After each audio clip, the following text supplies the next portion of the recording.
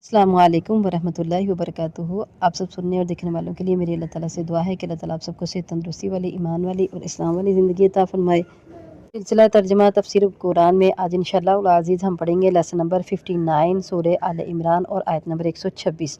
अऊज़ु बिल्लाहि मिनश शैतानिर रजीम बिस्मिल्लाहिर रहमानिर रहीम। वमा और नहीं जअल बनाया हु उसको अल्लाह ताला ने इल्ला मगर बुशरा खुशखबरी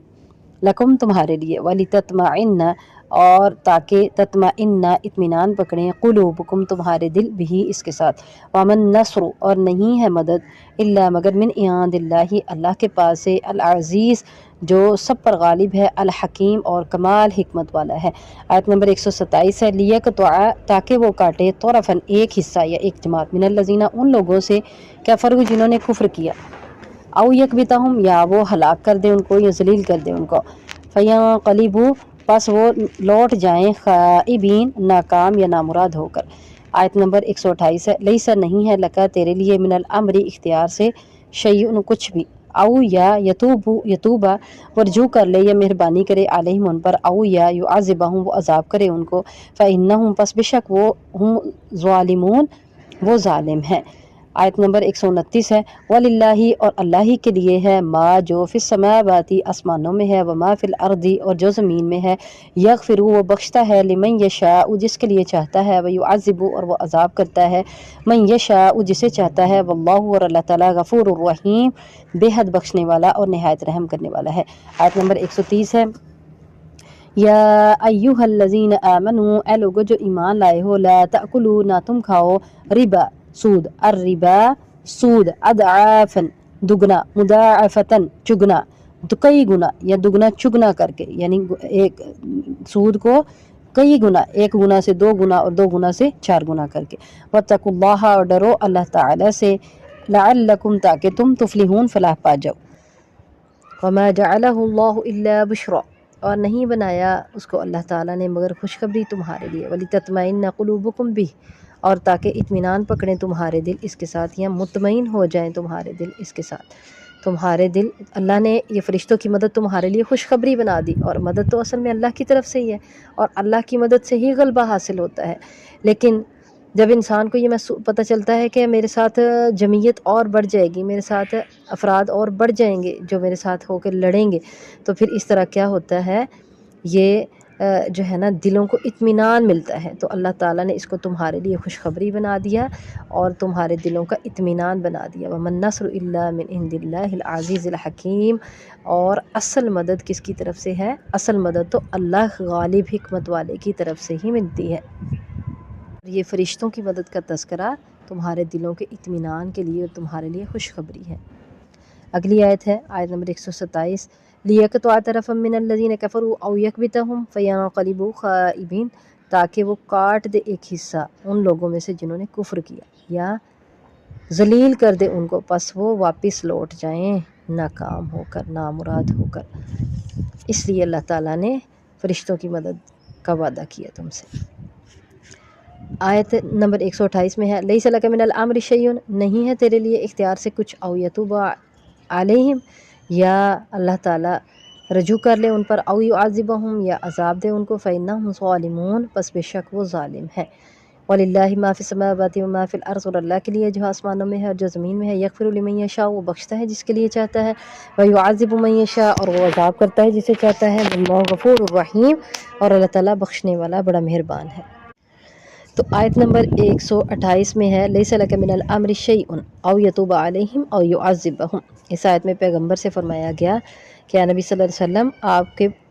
आपको इख्तियार नहीं है, हर किस्म के इख्तियारात अल्लाह ताला के पास हैं। बेर माऊना का वाक़या पेश आया, बुखारी शरीफ में हदीस है। तो इस वाक़े से पता चलता है कि 70 सहाबा को धोखे से कत्ल किया गया। तो अल्लाह के नबी सल्लल्लाहु अलैहि वसल्लम जो 70 सहाबा हुफ़ाज़ को धोखे से कत्ल किया गया उन मुशरिकीन के लिए भी और ग़ज़वा उहद में मुशरिकीन में से जो लोग पेश थे उन सब के लिए अल्लाह के नबी सल्लल्लाहु अलैहि वसल्लम दुआए कनूत में उनका नाम ले कर बद्दुआ करते थे, उन पर लानत फरमाते थे। तो इस पर अल्लाह ताला ने ये आयत नाज़िल फरमाई लैसा लका मिनल अम्रि शैउन कि तेरे इख्तियार में इस मामले से कुछ नहीं है, अल्लाह चाहे तो अल्लाह उन पर रजू कर ले। اللہ چاہے تو اللہ ان کو معاف کر دے، اللہ ان کو ہدایت دے دے۔ اور ہوا اس طرح کہ اللہ تعالیٰ نے جو ہے نا ان سب کو ہدایت دی اور وہ مسلمان ہو گئے، اللہ نے ان کو توبہ کی توفیق دی اور وہ مسلمان ہو گئے۔ تو اس سے یہ بھی معلوم ہوا کہ مختار کل اور عالم الغیب ذات تو صرف اللہ وحدہ لا شریک کی ہی ہے، ورنہ آپ صلی اللہ علیہ وسلم تو اپنے چچا ابو طالب کو بھی مسلمان نہیں کر سکے، اور احد اور بیر معونہ میں ظلم کرنے والے اور غزوہ احد میں ظلم کرنے والوں کو آپ صلی اللہ علیہ وسلم ملعون نہیں کروا سکے، ملعون قرار نہیں دلوا سکے اللہ کی طرف سے، بلکہ اللہ تعالیٰ نے چاہا تو ان کو اللہ نے توفیق دی، انہوں نے توبہ کی اور وہ مسلمان ہو گئے۔ اگلی آیت میں اللہ تعالیٰ ارشاد فرماتے ہیں یا ایھا الذین آمنوا، اے لوگو جو ایمان لائے ہو، لا تأکلوا الربا، نہ تم کھاؤ سود، اضعافا مضاعفہ، دگنا چگنا کر کے، واتقوا اللہ، ڈرو اللہ تعالیٰ سے، لعلکم تفلحون، تاکہ تم فلاح پاؤ۔ تو جہاں جہاد کا تذکرہ چل رہا ہے وہاں ساتھ سود کا ذکر آیا، تو جہاد سے کچھ چیزیں جو ہے وہ انسان کو روکتی ہیں، اس میں یہ ہے، جہاد سے روکنے والی چیز ہے نامردی، کم ہمتی، اور یہ نامردی اور کم ہمتی سود کھانے سے آتی ہے، حرام مال کھانے سے آتی ہے، اور اللہ کی اطاعت سے بھاگنے میں آتی ہے۔ تو سود میں کیا ہے؟ سود میں اللہ کی اطاعت سے بھاگنا بھی ہے، اس سے منہ موڑنا بھی ہے، اور اس کے بعد حرام کھانا بھی ہے، دونوں چیزیں اس کے اندر شامل ہیں۔ تو اس کا مطلب ہے سود کا مال کھانے سے انسان جہاد سے بھاگتا ہے، تو جہاد کے ساتھ اس کا بھی تذکرہ آ گیا۔ اب اس میں ایک اور بات قابل غور ہے، وہ کیا ہے کہ اضعافا مضاعفتاً، دگنا چگنا کر کے، اضعافاً دگنا ہے، مضاعفتاً مزید اس سے بڑھا کے، دگنا چگنا کر کے نہ کھاؤ۔ تو ہوتا یوں تھا کہ ایک ماہ اگر 10 تاریخ تک کے لیے قرض دیا تو 10 تاریخ تک کے لیے قرض پہ 10,000 کے پیچھے 1,000 فرض کریں اگر رکھا ہے، 20,000 کے پیچھے 1,000 رکھ دیا سود، اور اس کے اوپر اگر وہ مہینہ گزرنے کے بعد وہ مقروض بندہ جس نے قرض لیا تھا وہ سود نہیں دے سکا یا وہ قرض واپس نہیں دے سکا، اس کے پاس قرض واپس لوٹانے کی استطاعت نہیں تھی، وہ نہیں واپس دے سکا، تو اب اسی کے اوپر وہ جو قرض دینے والا ہے اس نے 1,000 کی بجائے 2,000 سود کر دیا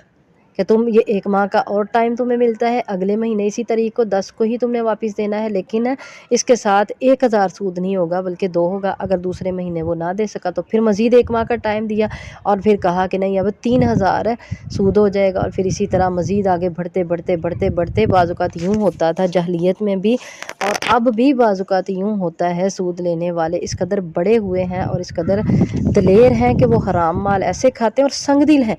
کہ وہ بعض اوقات یوں ہوتا ہے کہ اصل مال جو ہوتا ہے، جو قرض لینے والا بیچارہ مقروض ہوتا ہے، اگر اس نے 10-20 ہزار قرضہ لیا تو وہ آہستہ آہستہ نہیں دے پاتا نا، تو اس کے اوپر سود اتنا بن جاتا ہے اور اس سے بھی زیادہ بعض اوقات بن جاتا ہے۔ اگر اس نے 20,000 قرضہ لیا تو 20 سے اوپر سود بن جاتا ہے کیونکہ وہ واپس نہیں دے پاتا۔ تو یہ وہ چیزیں ہیں جس کے بارے میں اللہ تعالیٰ نے یہاں اضعاف مضاعفہ میں تذکرہ کیا ہے۔ اب بعض لوگ یہاں یہ کہتے ہیں جی اس کو سود مرکب کہتے ہیں، یعنی زیادہ بڑھا کے ہر ماہ یا جتنا ٹائم دیا اس ٹائم سے اگلا سود پھر بڑھ گیا، پھر ٹائم آگے دیا تو پھر سود بڑھ گیا، تو اس طرح کھانا جائز نہیں ہے۔ اس کو قہرہ رکھ کے، مطلب اس کو مفرد رکھ کے کھایا جا سکتا ہے، جیسے ایک ہی ماہ فرض کریں 10 تاریخ کا ہی ٹائم دیا تھا، 20,000 ہی دیا تھا اور اس کے اوپر 1,000 سود تھا، تو اگر اس نے جو ہے نا وہ اس وقت تاریخ کو نہیں دے سکا وہ 10 کو، تو پھر اس کو مزید ٹائم دے دیا اور پھر ایک بار ہی سود جو ہے نا وہ ایک بار والا ہی سود کھایا جا سکتا ہے، 10-20 کے ساتھ جو 1,000 تھا وہ کھایا جا سکتا ہے، یعنی وہ مفرد ہے۔ تو بعض لوگ اس سے مراد یہ لیتے ہیں، لیکن اللہ نے سود کھانے سے قطعی منع فرما دیا کہ کسی قسم کا سود مفرد ہو یا مرکب ہو، یہ چاہے وہ بڑھا چڑھا کر کھاؤ، دگنا چگنا کر کے کھاؤ، یا وہ سنگل کر کے کھاؤ، سود جو اصل قیمت سے اوپر لے لیا وہ سود ہی ہے اور وہ حرام ہے، جیسا کہ ہم نے سورہ بقرہ کے آخر میں بھی اس کو پڑھا ہے۔